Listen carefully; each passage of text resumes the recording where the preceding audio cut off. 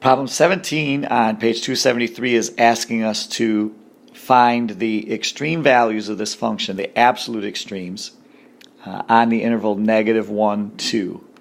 To do this, we're going to use that extreme value theorem that we discussed.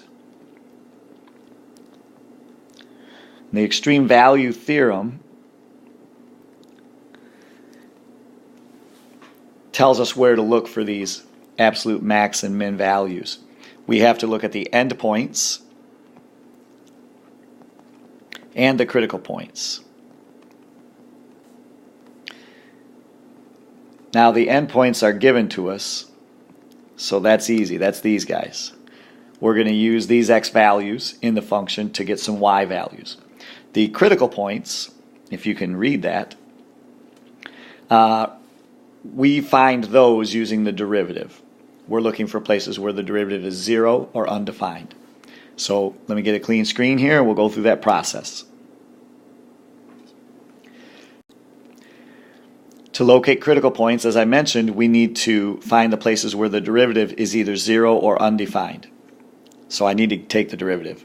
This is a pretty straightforward derivative. Hopefully I won't mess this up. That's going to be 2x.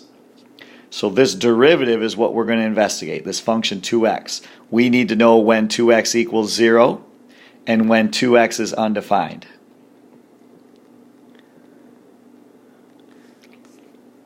(2x) is defined everywhere, so we'll cross this out. There are no undefined points. But over here, if I divide by 2 on both sides, I get one critical point, which is x equals 0.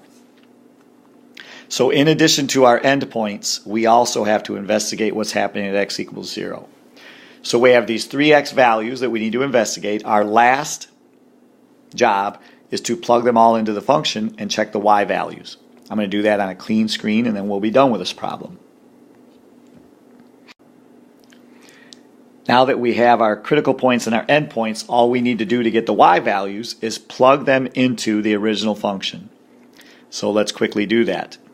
F of -1 is going to be 1 minus 1, which is 0. That y value is 0. F of 0 is 0 minus 1, which is -1. And f of 2 is 4 minus 1, which is 3. So as it turns out, we have a maximum value at 3, the absolute max. And we have a minimum value of -1. That's our absolute min. The absolute min is -1. The absolute max is 3. Those values occur at x equals 0 and x equals 2. The last thing we really have to do is just check the graph to make sure. The problem asks us to graph the function on the interval, and then we'll show that in fact -1 is the absolute min and 3 is the absolute max. I'm going to clear the screen and I'll show you what I graphed on Desmos.